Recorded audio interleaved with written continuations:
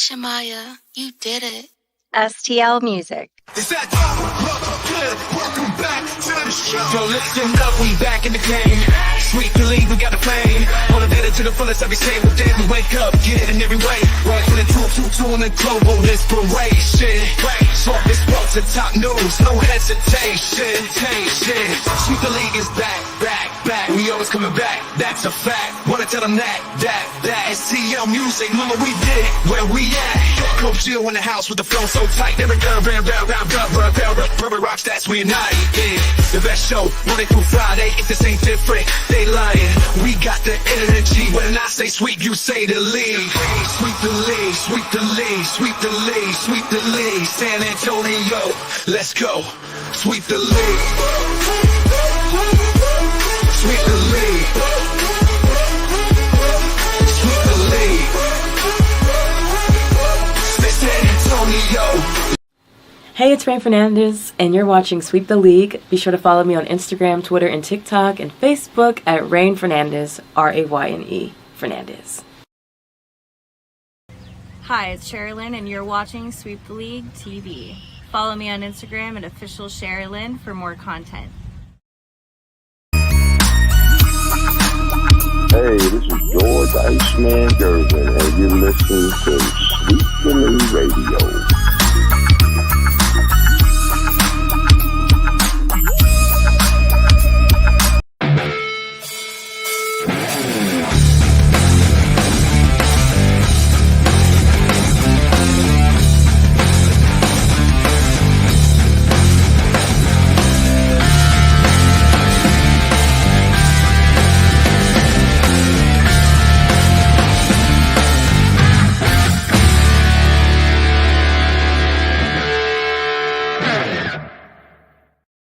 What is up? Welcome back on a wonderful Thursday evening. We are one day away from Friday, and the weekend will be upon us. Quick shout out. There's a pretty big sports card show this weekend over at the Shrine Auditorium off of 1604 here in San Antonio, Texas. It's a 2-day show. Normally you have a lot of people there, a lot of great sellers and people they like to take their cards and do some deals and stuff like that. I usually go a few times. So you may catch me out there. I'm not too sure if I'm going to make it this weekend, but if I do, I'll be sure to post it. So maybe see some of you guys out there. But yeah, shout out to the card show this weekend at the Shrine Auditorium. I'm going to be joined tonight by Hall of Famer Derek Gervin. Coach Joe will be back tomorrow. He's back on a cruise again, so he's using his PTO time. But yeah, it's going to be myself and Derek Gervin tonight. We're going to be covering UTSA football this weekend. So if you're going to the game, you'll be seeing myself, Shamaya, I believe Derek will be out there as well. So we'll be out there covering the game. We'll be doing with some of you tailgaters out there as well. Get me the low-fat barbecue if you can, because I kind of ate bad today and the other day. So I got to eat a little bit better this weekend. But yeah, we'll be out at the tailgate for UTSA this weekend. Yeah, other than that, let's bring on Derek Gervin, man. I got much to say. I'm kind of excited about this show right here. So let's bring on the Hall of Famer himself. I see him getting ready, so we're going to let him get ready here. But get to Tim Gonzalez real quick. Says, of course, the Tar Heels still suck. I know, Tim. Rudy, Sith Elias. Be sure to check out Sith and Brandon, Big Papi Medina. They do a great show Down for the Count. It's on Wednesday nights, I believe, at 9 p.m. So when Sweep the League usually isn't live that night, check out Down for the Count. It's on Twitter. They got a great spaces there, a great wrestling show. So shout out to them too out there. Let's bring him in, the Hall of Famer himself, Derek Gervin, sporting the UTSA t-shirt, Derek. Loving it. Yeah, getting prepared for Saturday. How you doing? I'm good, man. I'm good. And you? How are you doing? I'm good, man. We're ready for some football and whatever else we're going to talk tonight.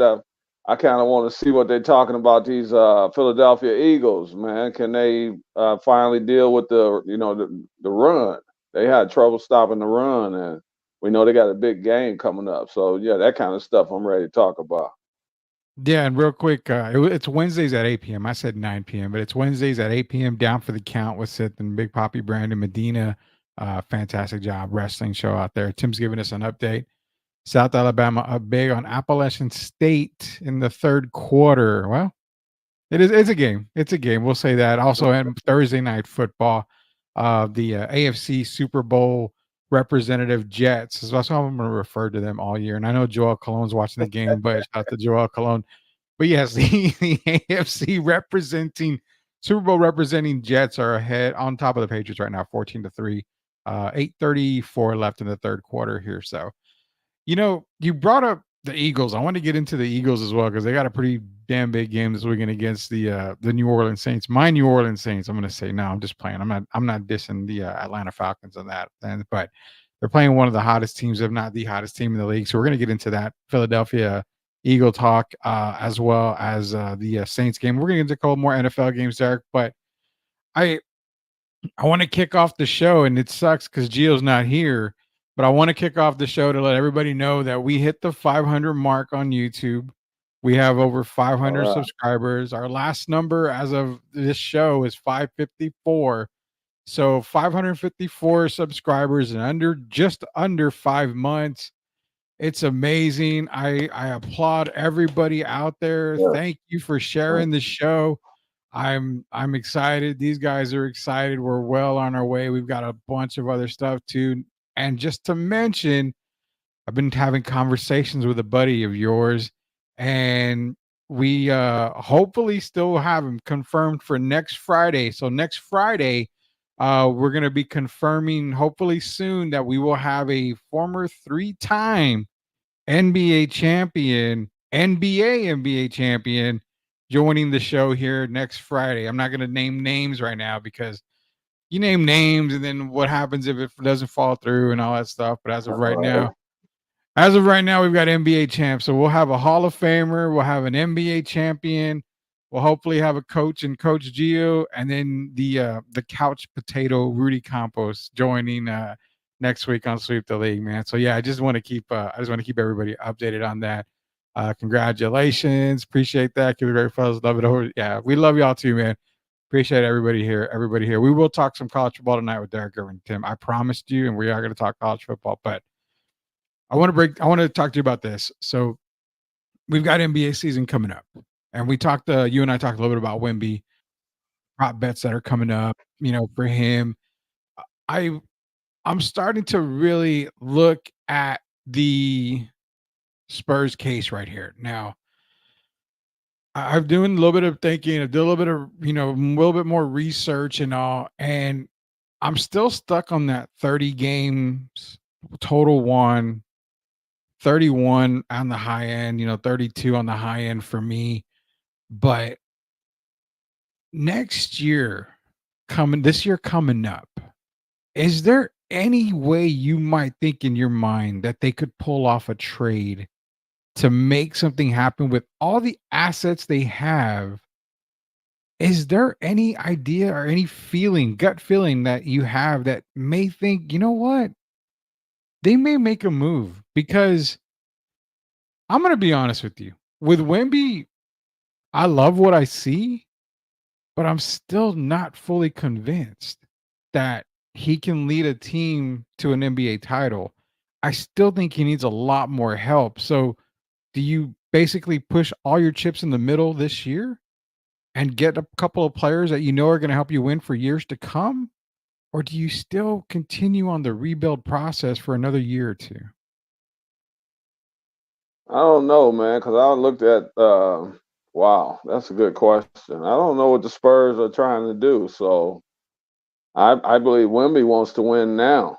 And I thought I was hoping they could have got DeMar DeRozan, man. I was hoping that they could have brought him back. And I was sorry to see him go to Sacramento.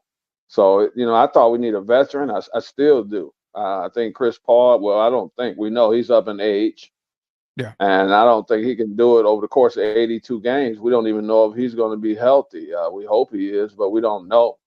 And history has proven to be where he's not healthy over the course of the whole season. So that's a problem. But yeah, I still think they need to bring in another.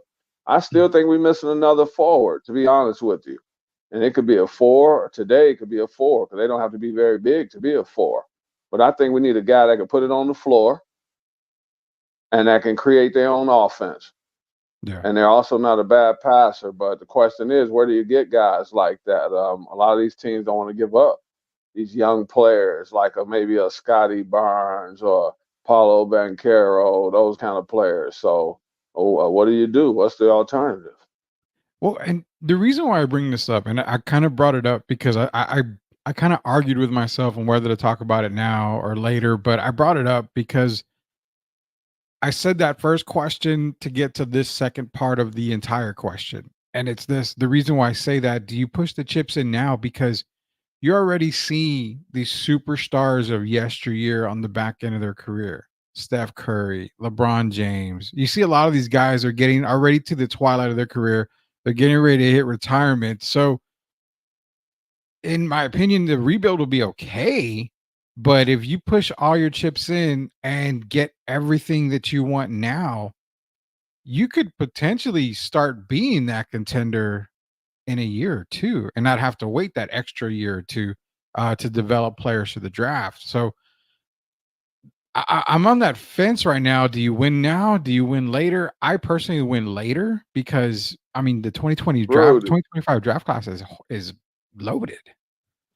you got to look at not just Victor. All right, I believe Victor wants to win now. Don't you believe that? 100%. 100%. And then you got to look at the Pop factor as well. Pop doesn't have much more time, and I Exactly. don't think he stayed. I don't think he stayed around so they could rebuild. Yeah. I think he wanted to pull off something good, pull one of those surprise jobs, and I think that's what he's still coaching for. I don't think he's ready to call it quits yet, and I think he wants to win now. And they might be a team that makes a move or two during the course of the season, or who knows, even before training camp. You never know. They might have something. They might be working on something now behind the scenes. So we just got to give them a chance. But I think they know they need another player, another high caliber player, just like Philly got a Paul George. And I think that they know that they need that kind of player. Now, what they're willing to give up for it is going to be the question mark. So I know you've been saying it. I've been kind of echoing it. So we've been saying it on the show is where, next off season, De'Aaron Fox is the target, should be the target. Well, if Sacramento feels that he's not going to re-sign at the end of next year, at the end of the season, then that's where those chips come in, those assets, and say, okay, we've got the picks, we've got the players. Why not trade for him this season and then re-sign him, to an extension instead of waiting Hey, for the Rudy, I'm summer?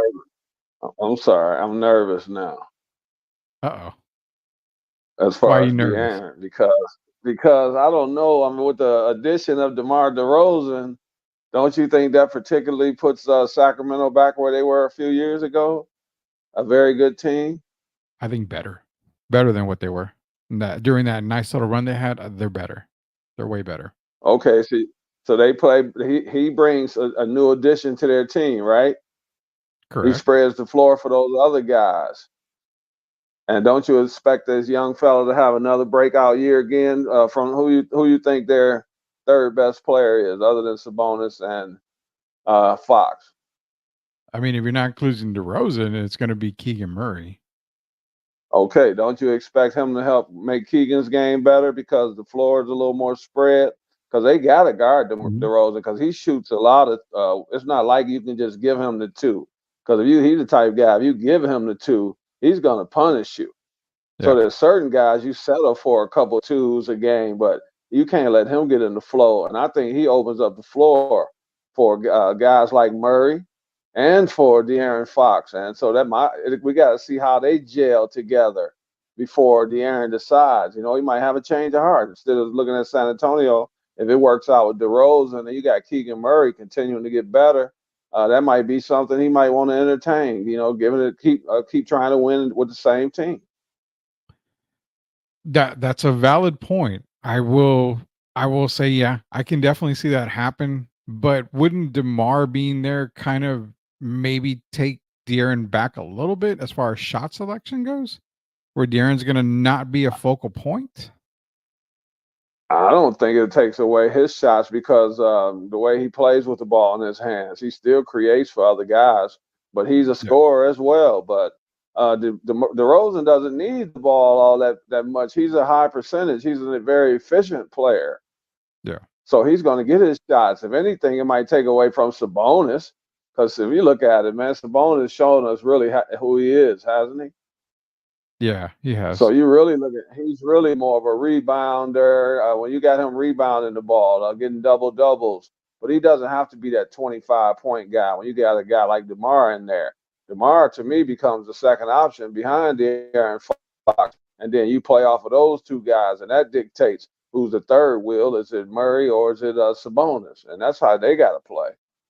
Yeah, shout out to Louis Luna, La Cocina Taco Truck here in New Braunfels, Texas. Thursday through Sunday, 8 p.m. till whenever the last person leaves. So hit up La Cocina Taco Truck. Louis is a great guy. He'll definitely take care of you out there. Yeah, I've seen that. So now I guess the question goes back to, okay, there's really not many guys you want to push all the chips in for this season. So let it play out.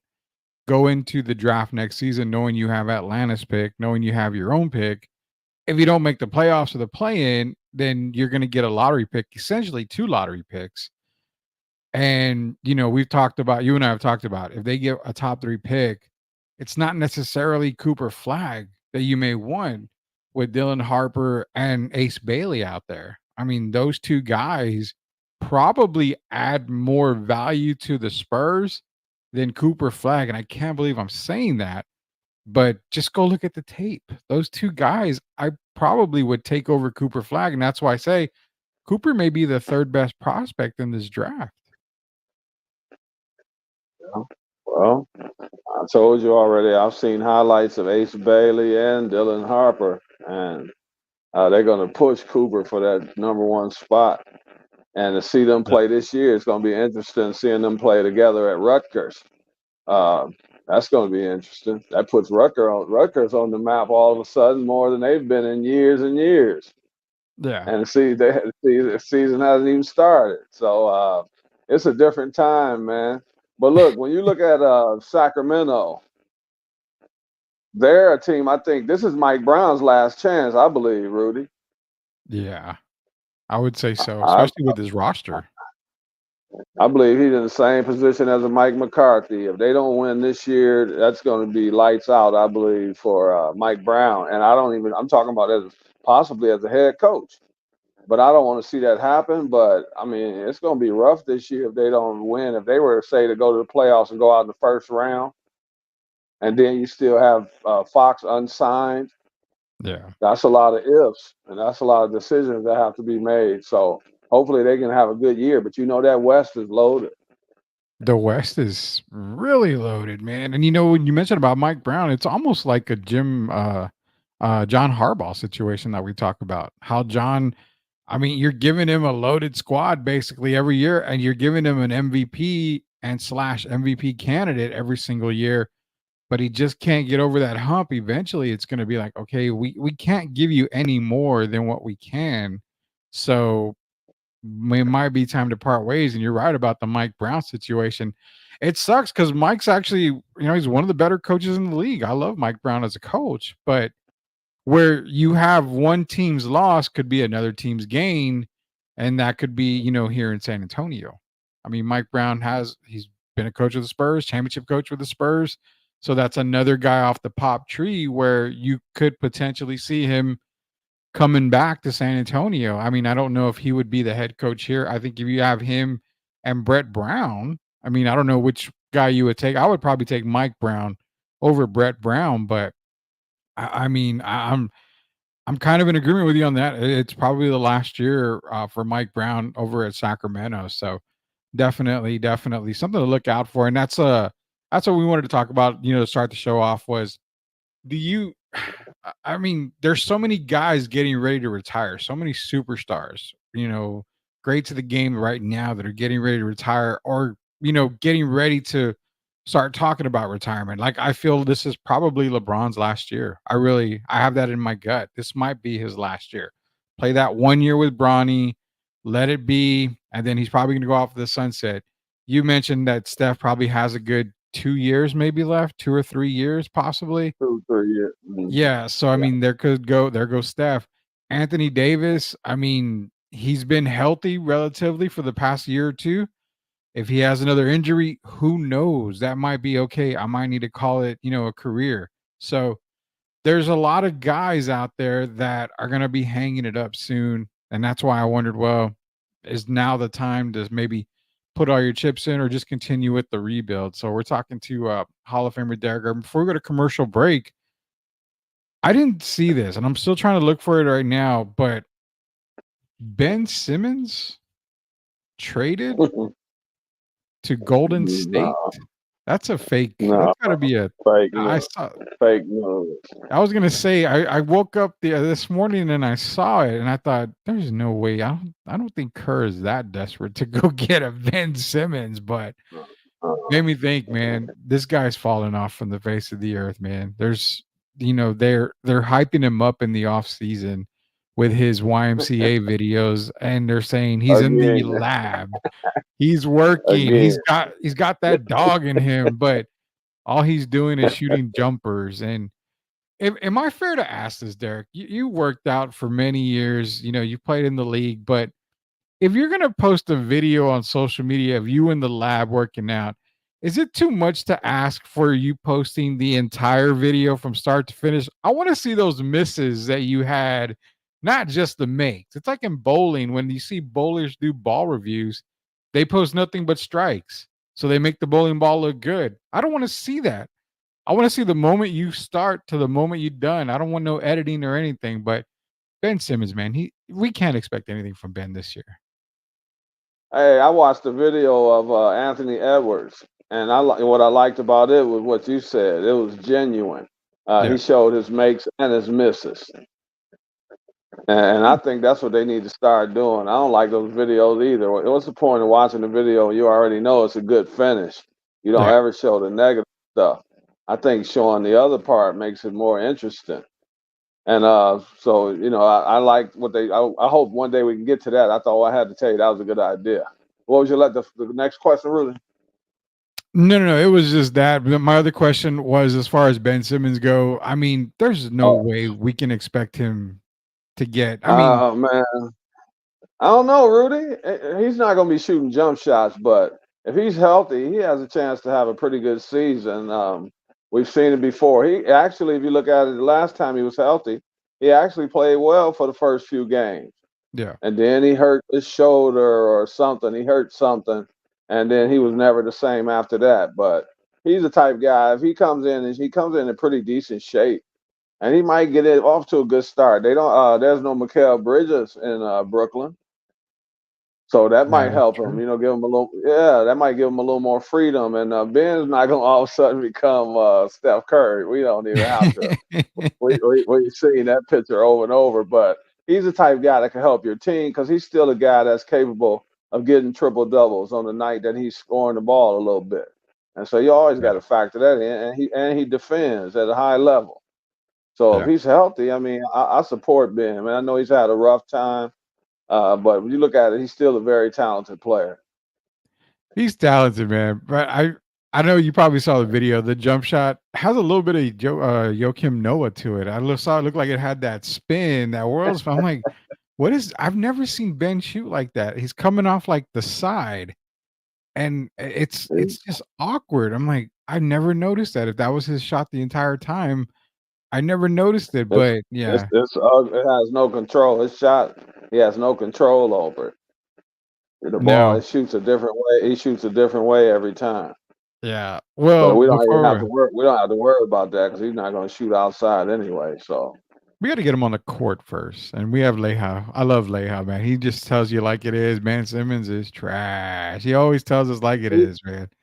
He's trash as far as scorer. He's not trash as far as a player. He can do some of everything. Yeah, but he can also get assists. Ben is good at getting assists, starting a fast break, and he does that kind of stuff. And he's a pretty good rebounder. So he's got a lot of positives. He just can't score the ball. Yeah, he's like a recycle bin. He's not trash. He's just the recycle can is all Ben. He's not much different than a Draymond in Golden State. Yeah, neither both are scorers. That's for dang sure. They do all the other things. He might get you 2 or 3 steals. And he might get a block or 2. I mean, Ben's capable of doing all those other things. He just needs to quit trying to fool people with the offensive arsenal that we know he doesn't have. Yeah, it's like me. I own a large T-shirt. I'm not going to try to wear it and say that I can fit into a large, but you can't fool anybody, man. Leha, what's up, everybody? How's it? We're doing good, Chris. That's Christopher Leha, MCS General Contracting, big sponsor. And another reason why we are sitting at well over 500 subscribers on our YouTube page. Thank you, everybody. Trying to get to 1,000, but I feel we'll get to 1,000 here pretty quick. Here, we are going to be doing some giveaways. We said 500 subscribers. If you're a subscriber, stay tuned because some of these giveaways are going to be ridiculous. Also, like I said, hopefully next Friday we'll have our first major guest on the show. We'll make the announcement as soon as the confirmation, which is about 99% confident or confirmed right now. But once we get the full confirmation, we'll make that announcement. So, deep in his heart, Rudy is begging the Spurs to draft Cooper Fleck so he can have another Duke player to talk about. Once they get into the league, the college doesn't matter to me. So, I rooted for Danny Ferry when he was a Spur for a little while. So, I mean, come on, I can get over that once they're in the league. But nonetheless, man, it is Hall of Famer Derek Gervin, Rudy Campos Jr. We're going to take a quick commercial break. On the way back, college football weekend is upon us. We got, game tonight, but we'll look at some of the college football games this weekend, get Derek's thoughts on that. Also, NFL weekend, big game, Saints, Eagles. You got another one, Baltimore, Dallas. We'll get Derek's takes on that as well. As this is the Thursday Throwdown edition of Sweep the League, Hall of Famer Derek Gervin, Rudy Campos Jr., we will be back.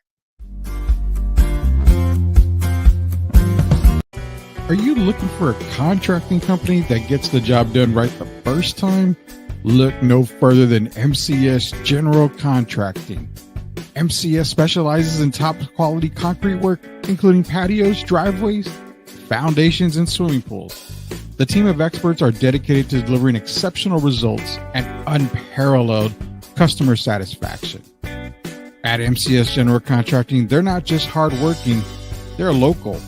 Based in San Antonio, they are committed to building relationships and trust within the community. That's why MCS guarantees your satisfaction. They pride themselves on getting the job done right the first time, every time. So why wait? Contract MCS General Contracting today to schedule your project and experience the difference for yourself. MCS General Contracting. Building a better San Antonio, one project at a time. Proud sponsors of Sweep the League. Hey guys, are you ready for a flavor explosion? Look no further than La Cocina Taco Truck, serving up the best street tacos and quesadillas in New Braunfels. With a 5-star rating and rave reviews, they're not just a taco truck. They are a taste sensation. La Cocina staff is the best in town and pride themselves on making every customer feel like family. Whether you're feeding a crowd or just satisfying your own cravings, they've got you covered because no order is too big or too small for them there. Louis and his staff are all about customer satisfaction and they love their community. Don't worry, San Antonio friends. They're just a short trip away to New Braunfels. So why wait?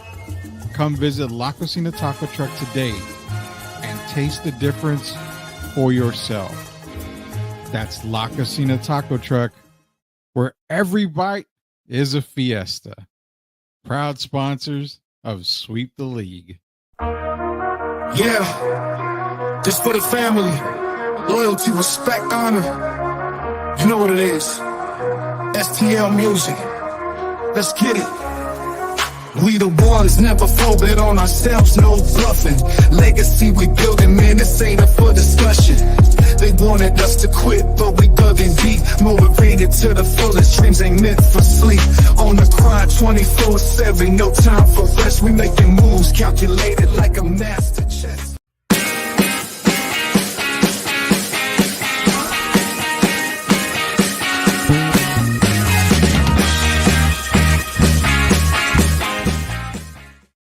All right, welcome back to Sweep the League. Hall of Famer Derek Gervin, Rudy Campos Jr. Shout out to MCS General Contracting, La Cocina Taco Truck, great sponsors of Sweep the League. Family, October 1st, the first album from STL Music and SOTB will be released on October 1st. Be sure to go grab it. It's going to have a lot of great hits on there. You can also go to Spotify, search SOTB basically and STL Music. you can get some early not copies, but early music from that album as well. It's a few of the songs are out there already, so be sure to check it out. It's going to be October 1st. Family, the album from STL Music and SOTV. Got some comments in here. We've got Tim Gonzalez is saying, finally college football talk. I promised him. So he's been asking this. He wants your opinion on this. So UTSA Texas last weekend. There were some Spurs players there. Devin Vassell, Mamu. Now Manu was there too, but a lot of the guys were wearing Longhorn gear. Keldon Johnson was there, but he was in UTSA gear. Mhm. Some people found it very disrespectful for San Antonio Spurs players to wear Texas Longhorn gear to cheer for the Longhorns, knowing that you've got UTSA in, the backyard and that should be the team you should root for. Personally, I don't have a problem with it. I mean, it's choice. I mean, just because you live in a city or play for a team doesn't necessarily mean that has to be your favorite team or anything like that. I mean, it's personal choice, but Tim's directing the question to you. So your reaction on some of the Spurs players wearing Texas gear? I don't have a problem with it, and the reason I don't is because those guys aren't from San Antonio, if even from Texas. So they got people that they want to root for. Maybe they like the Longhorns. I mean, I don't know their history. The guys, these history as far as football, and for Keldon to wear UTSA, I mean, I don't see anything wrong with that either. This is just fun, man. I think we've gotten a little too serious about this game. And we got to remember, these are still young people that are in college, and it's about just enjoying the game. You should be able to go to the tailgate party and enjoy yourself without having worried about being in a fight or being shot, that kind of stuff. And I don't have a problem with it, man. They let these people play football, and if they want to wear these jerseys, I mean, they supporting teams. At least they're out there. I'm just happy they're out there, and whatever shirt they choose to wear, that's on them. Yeah, I'm that's what I am. I don't have an issue with it at all. There's no problem with it. I mean, even if they are from San Antonio, say they were born and raised in San Antonio, it doesn't matter to me. If you support UTSA, you support Texas. It's not like they don't support UTSA. I mean, we see them at some of the home football games. A couple of times they'll roll into a college, one of the UTSA games. I mean, they still have ties to UTSA, so I don't have a problem with it. Those that do have a problem with it, I mean, I'd like to Hey, hear hey, what. Hey Rudy, what if I had on like some orange, nice gym shoes, some nice kicks I just got, right? So break out some orange, some Nikes, some orange and white Nikes or something, and I Yeah, don't have any colors that match other than a Texas shirt that's orange, a Longhorn, might even a Longhorn symbol on it. I'm not gonna have it with some guy's name on the back of the shirt and all that kind of stuff. But yeah, sometimes you just wear stuff. I'm in Texas. I'm from Michigan, but I've been down here so many years now. It's like I'm a Texan. So if I yeah, just wanted to wear Texas Longhorns gear, I used to know Pat Maloney, the lawyer, and yeah. so he was a big Texas fan. But we never had a problem with me going, being a UTSA guy. It was all in fun. And if I was aware, if I lost a bet, I would be wearing a Longhorn jersey. So, I try to see the fun part of it more than making it a serious issue. Yeah, there's really no issue to it at all. If anybody's got problems with it, I mean, come on, you got to get over that. There's no reason to be upset over anything like that. I mean, hell, if San Antonio got an NFL team and you're like, we're supporting San Antonio, whatever, they're the new NFL team. You mean to tell me that just because a San Antonio team came to San Antonio, a team came to San Antonio, that instantly Cowboy fans are supposed to go away?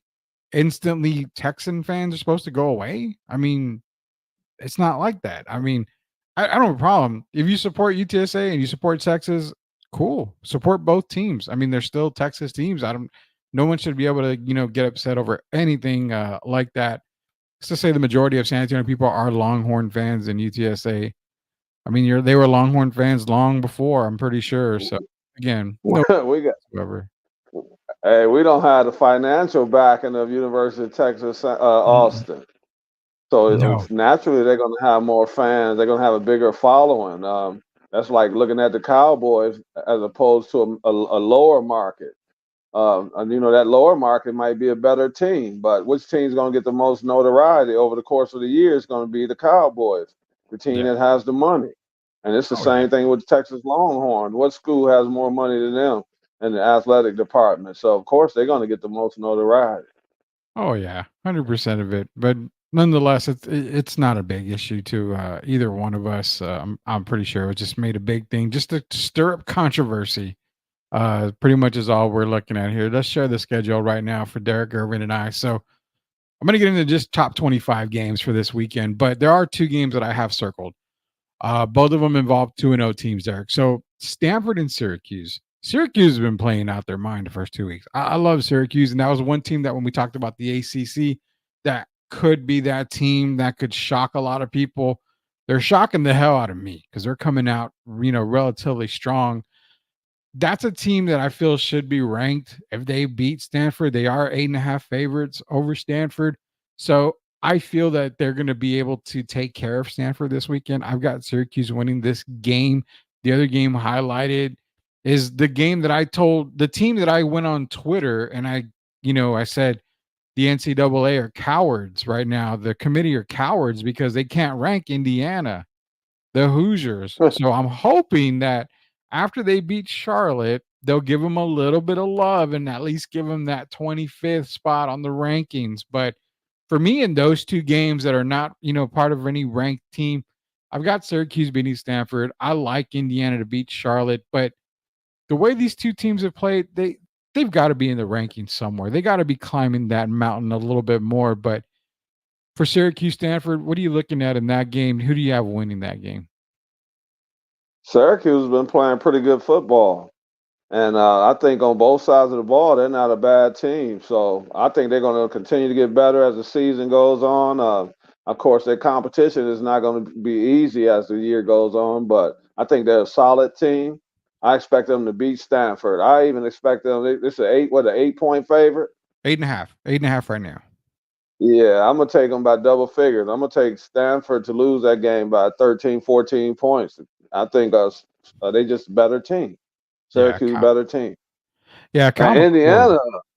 Go ahead. Hey, Rudy, Indiana is pretty darn good. Yeah. Gio's been They're telling us, really, listen. well, he started at the beginning of the year, remember? So I'm gonna give him some credit.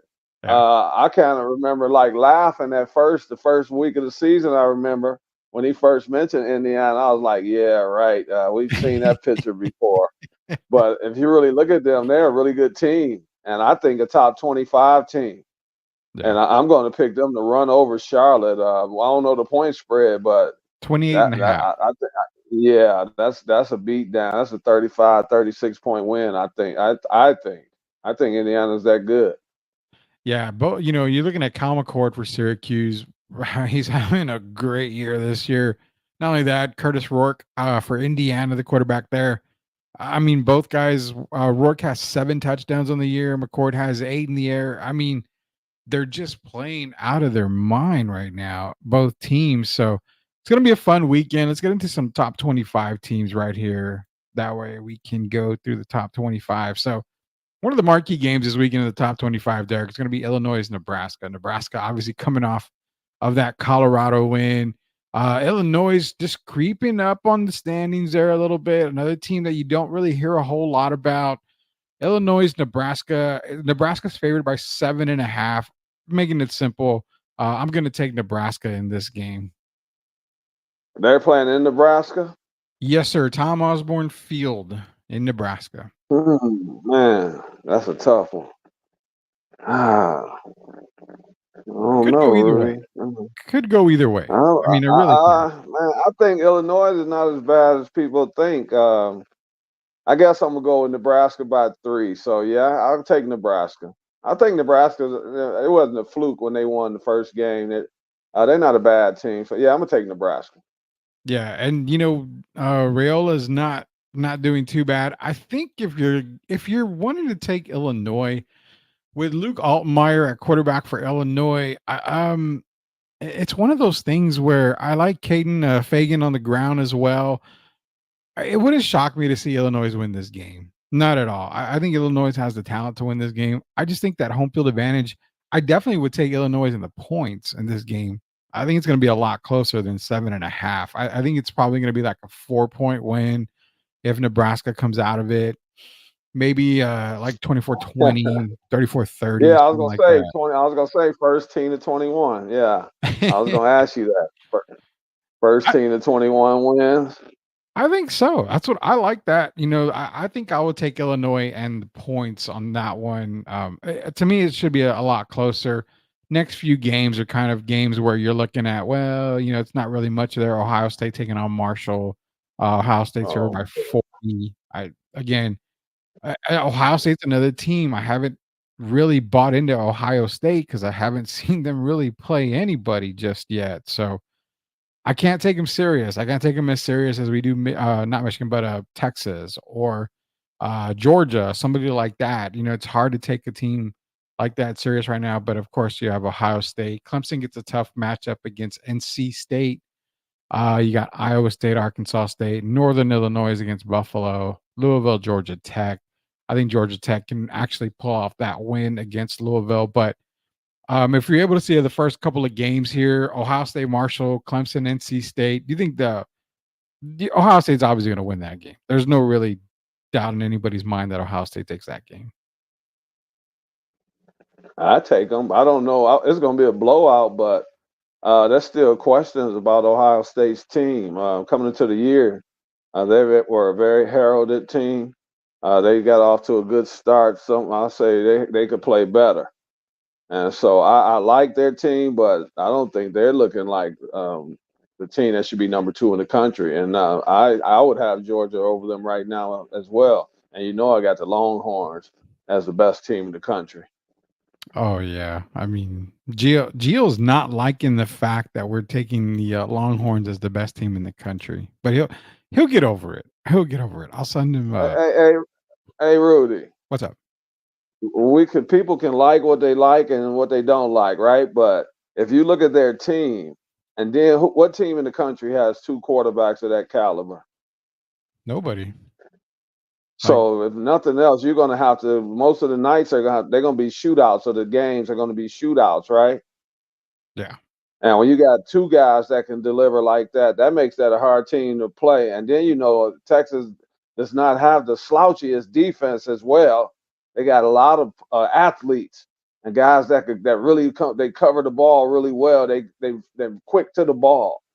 Yeah. And this is the best team they've had in a while, I think. And so I don't think any team could beat them, but I still have questions about Ohio State. And I think right now Georgia would be the second best team.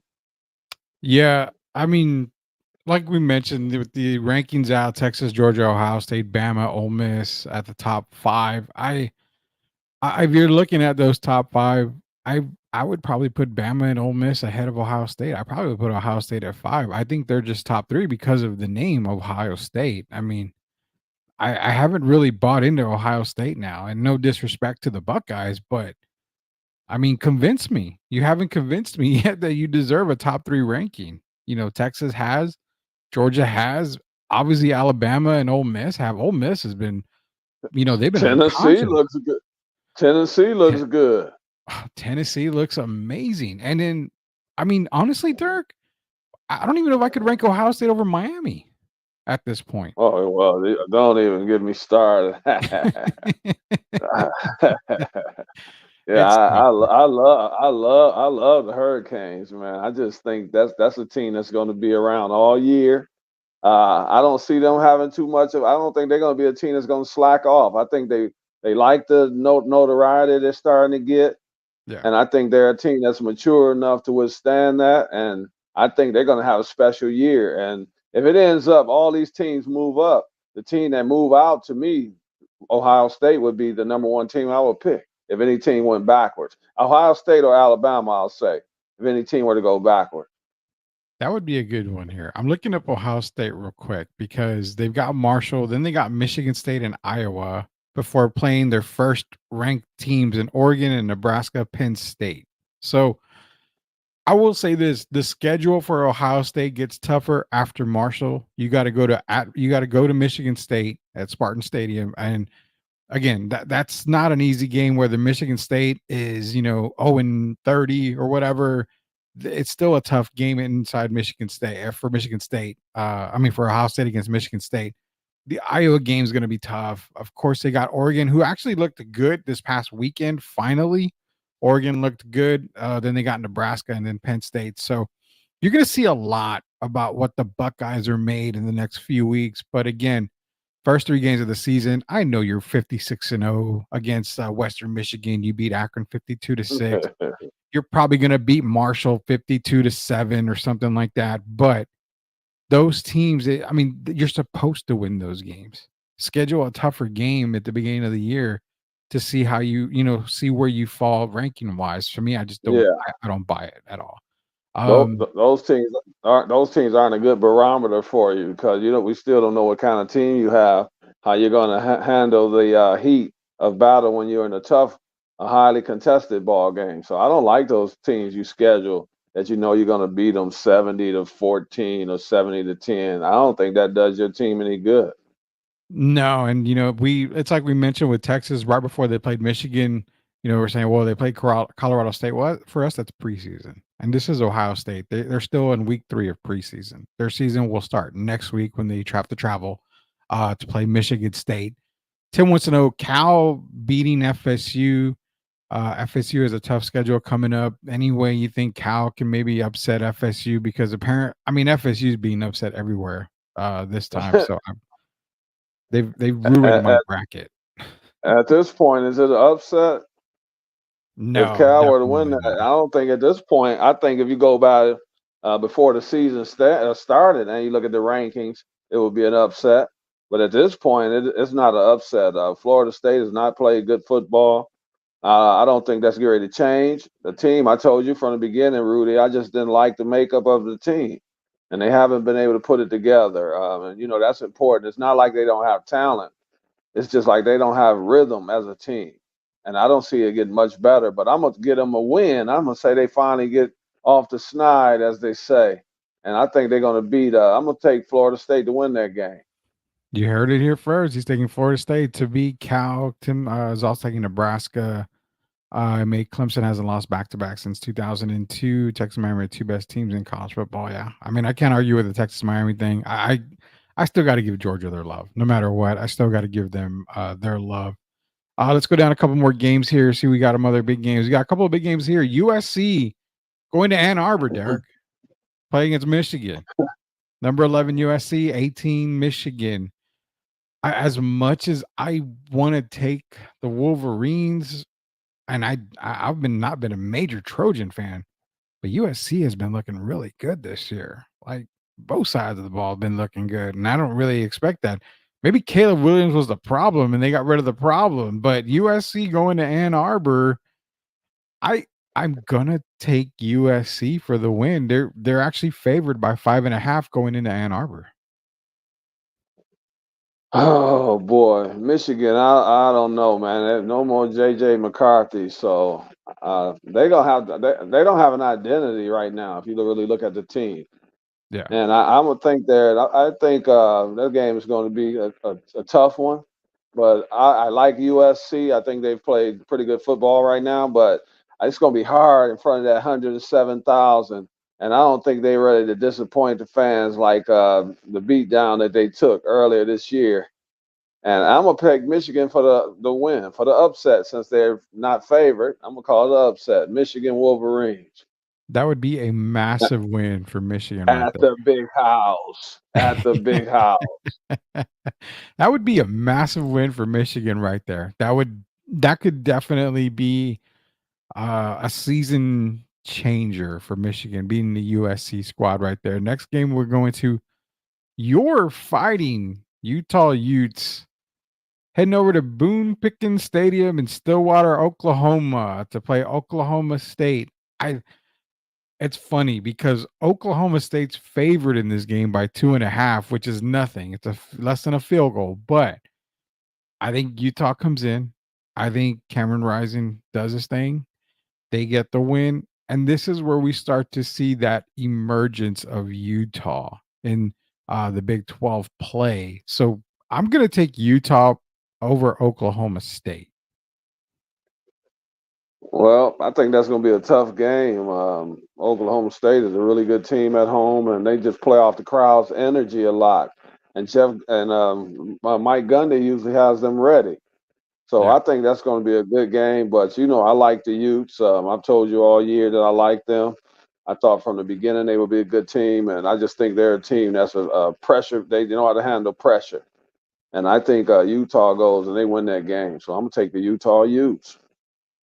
Yeah, I just love the way Utah's been looking right now. Mekhi Bernard on the ground. I mean, he's got 274 yards the first couple of games of the season. Hey, hey, Yes, sir. Rudy, but tell Yes, me sir. this: they're gonna have to put up some points, right?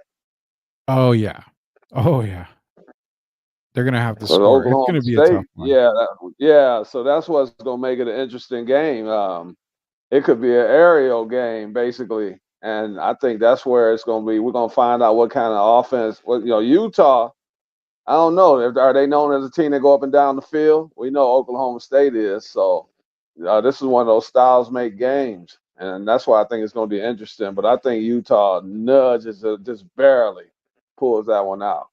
Yeah, see, Tim's kind of on the agreement with us. Yeah, it's gonna be a high scoring game. I think right around that 35-40 mark, but it's gonna be a very close game. It may come down to just a field goal at the end of the game, but I'm definitely taking Utah for the win. I mean, you mentioned Oklahoma State. Alan Bowman is I mean, he's got 9 touchdowns on the year already throwing wise. The receiving core, you got Deshaun Stribling. He's doing good. You've got Brennan Presley is another guy that you got to watch out for. So a lot of these guys are, ready, and they're going to be ready for Utah. They don't want Utah to come in to Stillwater and embarrass them. So but again, I think Utah comes in. I think they win the game, and this kind of starts that separation from them and everybody else in that Big 12. They're going to see the reason why Utah's been one of the top teams in the country for a while now. I mean, they've been there for a while as well. Your Hurricanes traveling to South. I'm sorry, hey Rudy. Yes, sir. Rudy, that could be a last possession. That could be a last possession game. Oh yeah, no doubt about that at all. There's no doubt about that. I agree with that, and also, keep in mind that's a game where the coaches need to be on their A game because if it is a last possession game, you want to use your timeouts wisely. Definitely. That's the kind of game where timeouts are probably going to be a key factor in that game towards the end there for Oklahoma State and Utah. Your Miami Hurricanes are going down to Raymond James Stadium in Tampa, Florida to play South Florida. Not too concerned with South Florida. I think it's going to be a lot closer than people think. Right now, Miami's favored by 17. I would probably take South Florida plus 17 on the game. Still got Miami winning the game, but I think it might be a little bit closer than a lot of people think. Well, all Miami wants to do at this point is keep winning and kind of doing it. I won't say they have to win by 20 points, 30 points, but they want to look convincing. And you could do that just by controlling the ball or the time of possession. And then when your team the offense does get off, just make sure you can get 3 and outs. And I think Miami right now has proven that they're one of the best teams in the country. I think on both sides of the ball. And I think they're going to continue to get better. And so, I'm picking the Miami Hurricane to win that game and stay undefeated. Oh, yeah. I think we're all going to be taking Miami on that game. Last game we're going to talk about before we head over to your NFL take on the Eagles, Derek, is Tennessee, Oklahoma. This is probably the game where I'm ready to watch this game on Saturday night. Not many people say, "Well, why are you getting up for Tennessee and Oklahoma?" Because this is a game that is a make or break game for both teams in the SEC. Yeah. Tennessee's been looking like world beaters, but everybody wrote off Oklahoma at the beginning of the year, and Oklahoma has actually been looking damn good. Jackson Arnold at quarterback. I mean, Oklahoma's been getting it done. So you're going to have to see which team, I don't even want to say comes through, but this is going to be a battle. I'm going to love it. I think this is going to be a high scoring game. Right now, they have the over and under at 57.5 for this game. I think it's going to be more than that. I think it's going to be 30 something puts it way over that.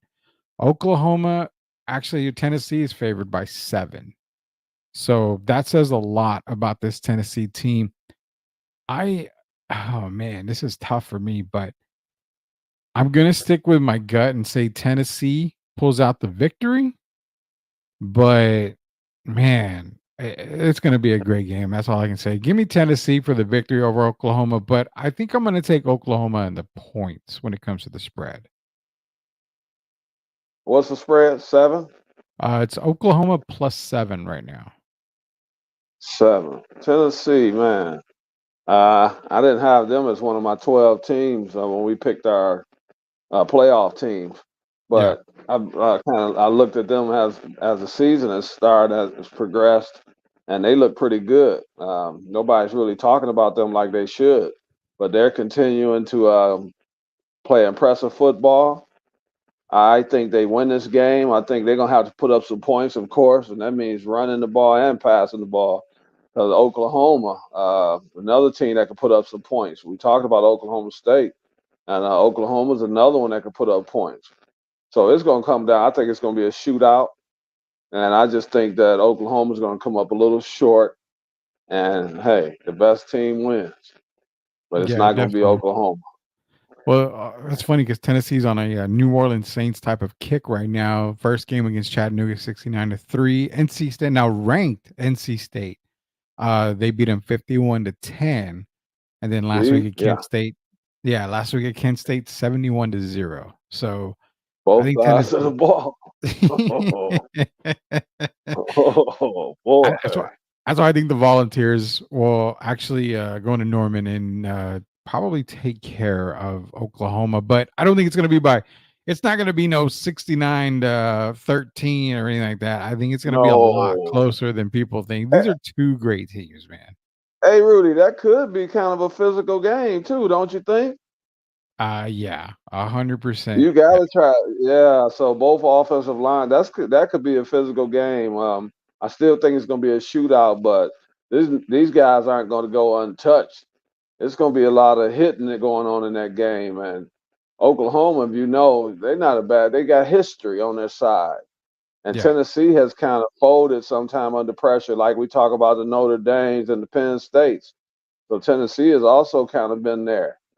Seemed like they just can't get over the hump. But this year, I think it's their best chance to get over the hump in the last several years. And I know they had T. Martin before, but I think this team here is solid. And I'm picking them to win this game for sure. And I think they're going to continue to play well over the course of the season. Yeah, last couple of games, Ole Miss definitely taking Ole Miss over Georgia Southern, and then you have Texas playing the University of Louisiana Monroe. Both teams are going to get it done. Kansas State at BYU. That's the late game on Saturday. I think if there's going to be an upset this weekend, it's probably the BYU Kansas State game. I think that's going to end the night. Right now, Kansas State is favored by 6.5, but I think that's actually a game where I can see an upset happening. Oh no, man! Didn't Kansas State just play the other Wildcat team? They kind of punched them in the mouth, the Arizona Wildcats. They sure did. Yeah. Yeah, I think Kansas State. I have to pick Kansas State to win that game. I think they, after coming off such an impressive win, I think they're the type team that's gonna. They do well in the first half of the season. Their problem is usually in the second half of the season. I'm gonna pick the Kansas State Wildcats to win that game. Kind of reason why I say I could expect BYU to upset Kansas State is because they may be overlooking BYU, knowing that they've got Oklahoma State and then Colorado after that. So this could be one of those games where we like, oops, didn't realize Kansas or BYU was right in front of us. So could happen. Could happen. I don't think they're sweating Colorado. Well, nobody's sweating Colorado, man. Ain't nobody sweating Colorado at all. I have no doubt about that. But that's our college football preview show for here at Super League with Coach. With Coach Gio going to be back tomorrow, so he'll give us his college football takes for the weekends out as well. We're going to talk more college football probably in tomorrow's show as well. It's Hall of Famer Derek Irvin, Rudy Campos Jr. We're going to talk a little bit here before we go. for some NFL talk. We've got 2 games that we've got circled. And again, tomorrow we're going to get into more NFL talk, so don't worry about it. We got all of our NFL picks and some of our other college picks coming tomorrow as well. So you've got Baltimore and Dallas, and you've got New Orleans and Philadelphia. Now, crazy how, it's funny because we had a YouTube comment. Somebody on YouTube left a comment on one of our videos that, y'all are really considering the Panthers game as a look at game for New Orleans. And I think you and I made it very clear when we talked about it. We knew it was the Panthers. The Panthers are a bad team, but it's what New Orleans did the week after the Panthers game. What they did to Dallas, who's picked as one of the better teams in the league. So I'm not commenting on the Panthers game. I'm commenting more on the Dallas game. But nonetheless, going into the weekend, New Orleans is the hottest team in the NFL right now. And we saw what Mr. Did You Like That do to Philadelphia in Philadelphia, which honestly, I didn't expect Kirk Cousins. I didn't think Kirk Cousins had the testicular fortitude to pull that kind of upset off in Philadelphia. Prove me wrong. But is there any doubt that New Orleans can take this game over Philly? I honestly, I'm probably going to swing towards New Orleans this weekend. I told you, I still think there's questions. Philly, we'll find out a lot. If they don't win this game, Philadelphia, they're going to start being some questions around that city, whether it's Nick Sirianni or Jalen Hurts, the $255 million man. He's got weapons around him, Rudy. I mean, what's the problem? The offensive line is not exactly the worst offensive line. At some point, when do you start looking at the quarterback and wondering if he's the problem? And if they don't win this game, I think those questions are going to start to be asked, and about Nick Sirianni. Yeah, and I think before they go to Jalen, it's probably going to be the coach and his staff before they make any type of move. But you're right. I mean, the weapons are there. You went out and got Saquon Barkley. Now, your offensive line, it's still a transition in the making. I mean, you lost probably the best center of the game at the time. I understand, but it's weird. We were, Gio was saying it a lot. We don't really know how this team's going to play. You've got some divas on the receiving end. We don't know if Saquon's going to be, fine with taking a backseat to some of these guys. And it seems like what's weird is people were saying, well, Saquon was on a bad Giants team and he struggled at times. Well, I mean, we saw Saquon drop a similar pass that Tyrod Taylor gave him last year at, goal line. He dropped it last year. He dropped it this year. Not questioning Saquon, but what good of an addition is that if you can't run on the goal line with Saquon? Rudy, their biggest problem is they cannot stop the run. Yeah. The Philadelphia Eagles' biggest problem is, change of direction seems to get these guys problem when you make them move laterally. And they've been giving up a lot of yards. I believe last game they gave, 150 yards up on the ground? Yeah. And the Saints are definitely running the ball at a high level, and it's not just Alvin Kamara. So I think the Saints are just rolling right now. I think they're one of the best teams in the NFL, and I don't see that changing over the course of the year. So I think the Eagles have got some questions, some things they got to still get solved. And I don't know, Saquon, he'd shake it off. That very rare that he drops that pass, but it happened this time. But I just don't like the team overall. I don't like their body language, and they're not a great defensive team, and they really have problems on that ground stopping the run. So I'm going with the Saints. Yeah, Saints are favored by 2.5 right now. The game's going to be played at the Caesar Superdome in New Orleans. Kickoff is at 12 o'clock, so it's an early game. It's one of the early games, but yeah, it's I mean, Derek Carr's playing, fantastic right now. Kamara is playing fantastic, and the one thing that I've said about the Saints the past couple of nights is the fact that you haven't really got a lot out of Chris Olave, and you really haven't needed Chris Olave a whole lot this year. So if you've got Shaheed clicking on all cylinders, and then you've got Chris Olave, that's going to be coming around. Kamara, Jamal Williams. I mean, right now, this Saints team is clicking on both ends of the ball, and that's kind of Did you see? scary. Did you see the record, David Carr? Well, not record, but did you see the record, David Carr? What he's got going on right now? With Derek Carr? Yeah, it's Derek Carr. Yeah, Derek Yeah, Carr. Yeah, yeah. they've had 15. He's had 15 offensive possessions. You know how Scored many all times they've 15. scored? Every time. Okay, Yeah, he's got it. I don't. Yeah, I always say I have to apologize because here I am screaming for Spencer Rattler to start eventually over Derek Carr, and here he is. Derek Carr is just putting up magical numbers for the New Orleans Saints. Tim Gonzalez is in here real quick saying Lamar Jackson's going to tear up Dallas's defense.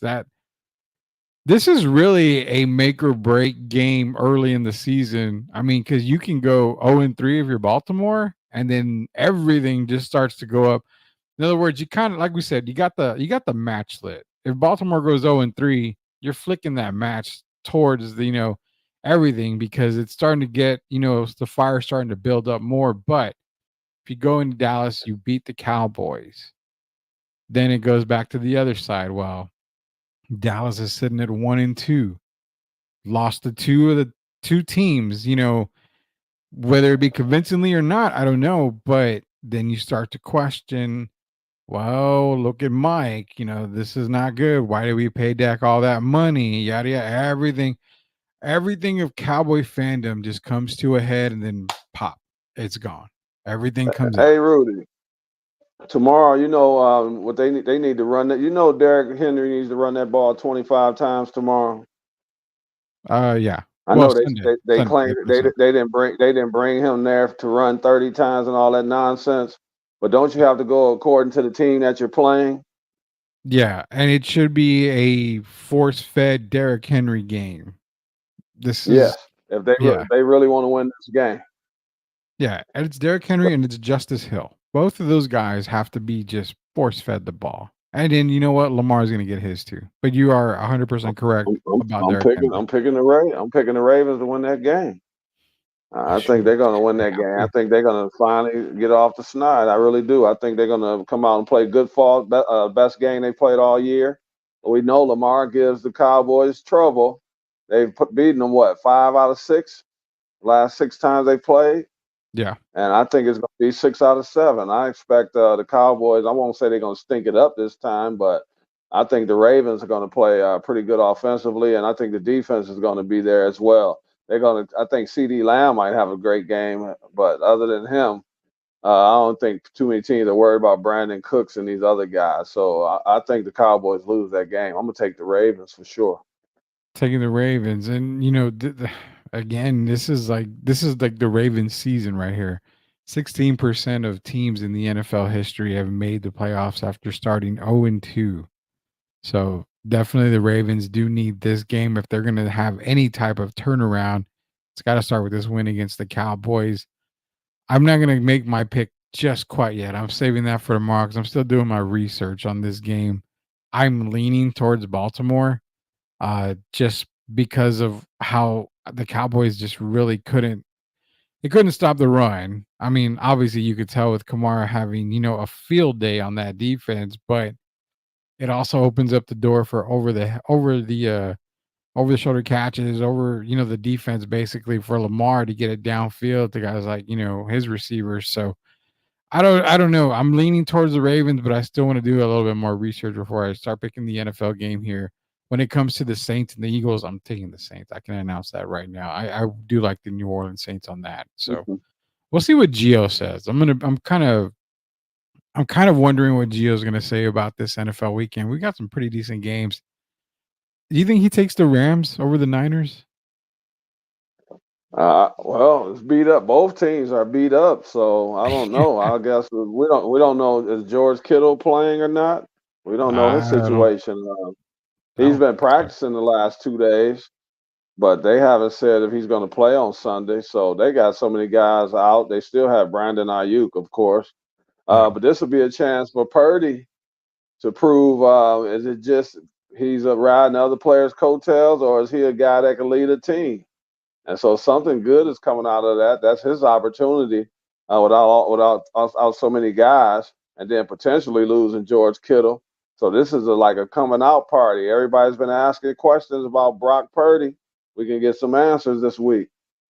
Yeah, good point. And the Rams are struggling because I mean, it seems like every time you blink, somebody gets injured on the Rams roster. So, well, we're gonna see what happens. It's gonna be a pretty good NFL weekend. We'll get our NFL picks tomorrow on tomorrow's show, as well as some of the other college picks. We'll be going through some of the other college games. We will be at UTSA this Saturday in the Dome to watch UTSA. I believe it's Houston Christian, so we will be there in the Dome this Saturday to bring you some coverage from the Dome. But not only that, you know what, Derek, we got a couple of minutes here. I got a new segment here. I'm gonna play it before we go here. So give me 1 second.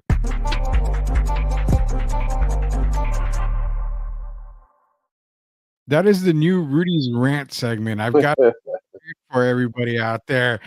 You know, I love driving. I love driving on road trips. I love everything like that. But is it you're a little older than me, so this may be the old man in me talking again. But I never noticed back in the day driving when cars are on the left lane and they've got to exit. They don't give a damn who's in front of them or who's next to them. You just over Cut across. Oh, yeah. all the way now. Did I just never notice that growing up, or does it just happen now more often that I'm older? Because 3 times yesterday driving, these SOBs are cutting me off all the way over, flicking me off because I didn't let them in the lane when I had no idea because 2 out of the 3 didn't use a blinker. So I can't read your mind. I don't know where you want to go. But knowing your exit is 0.3 miles away and you just decide, let me go all over, having one car hit the brakes and the car behind it swerving out. Luckily, there was no accident. But that's my rant. Is it something that I just never noticed as a kid when I was driving? Or is it I happening think more now? it happens more now, and the reason is because you have the social media and you have the phones and all that. And a Yeah. lot of these people are on their cell phones, they're texting or whatever they may be, looking at pictures, and they doing this while they're driving. And then you get up, they instead of go ahead and getting over when they should, they'll cut all. That's like the next exodus doesn't exist. They can't just take the turnaround.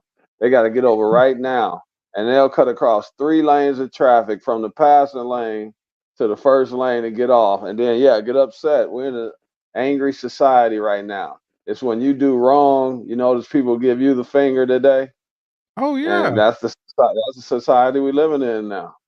Yeah, it's like it's not my fault you missed your exit or you were on TikTok or recording yourself on Instagram live. Shout out Shannon Sharp that you are. Hey, I missed my exit. Let me go all the way over. Whoa, there's Rudy. Why didn't Rudy let me in? Well, Rudy don't know. Hey, and if you blow the horn, they might flick you off. Oh man, they, I'm gonna just say this on the air because I it happened to me before. This didn't happen recently. But years back, it happened one time. A guy, actually, no, a girl was getting over, honking her horn at me. And I'm like, what are you talking about? Literally, the car's here. And I'm like, right here, honking her horn, doing this. I'm like, what do you want me to do? There's a car behind. What do you want? Well, Derek, this is the next move. She's pointing this way, and then she does this. I'm like, To what you. the hell? Okay, let me slow down, to whatever. She goes all the way across. She goes, this is the exit. She passes the exit, but still goes on the grass part and then gets off. I'm But you like, have people that don't know the driving rules too, Rudy. You got to remember that. Everyone doesn't know the driving rules. You got some people that don't speak English here. I mean, I'm being honest. You got yeah, people that no, come no, in from yeah, other countries, and so some people, man, it's funny, and they do things that can cause a 10-car accident, and a lot of times they're not even aware of it. yeah. Just silly things. And then when they are aware of it, they get upset with you for calling them on it, for bringing awareness to it.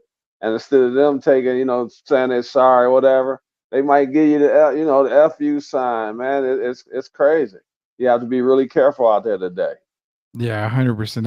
That's the words for today. Just be careful out there, guys. Hey, my dad always said, if you're late, you're late. They can't change that about you. If you're late, you're late. You may as well get there alive. And that's the way I look at it. I'm not the safest driver. I speed. I'm like everybody else. I speed, no problem. But I also like life, and I want to live a little bit longer. So do me a favor, everybody out there driving. Live with me. Live a little bit longer with me. Don't put me in that situation again where I have to slam on my brakes so you can get to your exit because maybe you are running late. I have no idea. But yeah, that's the rant for the night. I didn't know. I didn't know if it happened more now or maybe when I was a kid driving and just never noticed it. I mean, I didn't notice it back then, but yeah, I'm seeing it happen more and more now. So appreciate everybody letting me go on another rant here. Another segment brought to you by MCS General Contracting, La Casina Taco Truck, Special Leaf Tea, and Castro and Sons. So also shout out to Jeff Garcia over at Locked On Spurs. Got any parting words, Derek? Are we ready to pick them for tomorrow at least? No, I don't want to pick. I just want to say I want to wish all these teams well in the WNBA because the season ends tonight, I believe. Yeah. Or tomorrow. Is it tomorrow? And scores now. It's going to be playoff time, man. So I just want to wish all those ladies well. Caitlin and Angel, they're no longer rookies now. I know the Sky might not make the playoffs, but Caitlin's in the playoffs, so she's no longer a rookie. Once you get to the playoffs, you're a veteran. So we'll see how far she can lift her team this year. Yeah, right. I think tonight's the last night, and it looks like Atlanta is going to get that last spot. So are they playing? Yeah, I figured Yeah, I picked them over the Sky. Yeah. Yeah, so it looks like Atlanta's in. So right now the matchups are going to be, as of right now, New York, Atlanta, Minnesota, Phoenix, Connecticut, Indiana, Vegas, Seattle. We talked about that Vegas Seattle matchup in the first round. Could spell very, very, very, very tough matchup for the Las Vegas Aces. But you know what? We'll talk more about WNBA tomorrow, knowing that the playoffs are going to start. So we'll do some NFL talk tomorrow. We'll do some more NCAA talk. We'll get into WNBA talk since the playoffs are upon us. Look at those matchups as well. That Vegas Seattle matchup is going to be brutal. I think if Vegas can get through that, then you may be able to see them maybe get back to the finals in the WNBA finals. So we'll get to more WNBA talk. Needless to say, Asia Wilson definitely is 100% MVP with Derek saying Caitlin Clark is number 2. But nonetheless, we appreciate everybody who's a subscriber on YouTube. Be sure to go to YouTube, search at Sweep the League TV, be a subscriber now. We hit well over 500 subscribers in under 5 months. We're trying to get to 1,000, but because we hit 500 subscribers, we're going to be doing a couple of giveaways. Also, we're going to be giving some lucky person away a little bit of cash too for being a subscriber on Sweep the League. So hit that subscribe button, hit that notification button. We are coming to Instagram Live, I believe, is going to be another edition for Sweep the League. So we're coming up all over the place, man. We got Derek Irvin going into the Hall of Fame October 18th that weekend. So it's going to be fun, man. We're going to keep mentioning it every single show because it's going to be a fun night. Thank you. I appreciate it, man. I really do. Yeah, they're probably mad Rudy doesn't believe Shadur Sanders is the top franchise quarterback. Now, Shadur is never going to be a top franchise quarterback, Tim. You can keep saying it. You can try to make it happen. It's never going to happen. So, nonetheless, for Derek Gervin, Rudy Campos Jr., Coach J should be back tomorrow. Until we sweep the league again tomorrow, we'll see you later, knuckleheads. Everybody have a good night. Stay safe. Hey there, sports fans. I'm Ashley, your go-to girl for all things sports here on Sweep the League. Welcome to our daily news reports where we'll be covering the latest updates from the NFL, NBA, WNBA, college sports, and more. We're thrilled to be a part of the rapidly growing Sweep the League network, bringing you fast and fresh news updates every day. Make sure to subscribe to Sweep the League TV on YouTube for even more in-depth analysis and discussions with our amazing team Monday through Friday. Huge thank you to our incredible sponsors in San Antonio for their support. We couldn't do it without you. So let's get started. I'm Ashley, and I'll be sweeping the league for you every day. Stay tuned for the latest sports news and updates. Yeah, this for the family. Loyalty, respect, honor. You know what it is. STL music. Let's get it. We the ones, never folded on ourselves, no bluffing. Legacy we building, man, this ain't up for discussion. They wanted us to quit, but we dug in deep. Motivated to the fullest, dreams ain't meant for sleep. On the grind 24/7, no time for rest. We making moves, calculated like a master chess. Shemaya, you did it. Wendy, the king is crowned. Wendy, king is crowned. Future of the league, and he's wearing it proud. We playing justice, playing checkers, no contest. Wendy's got the game on lock, and he's making it statement. I'm talking about Wemby, the next in line. Future.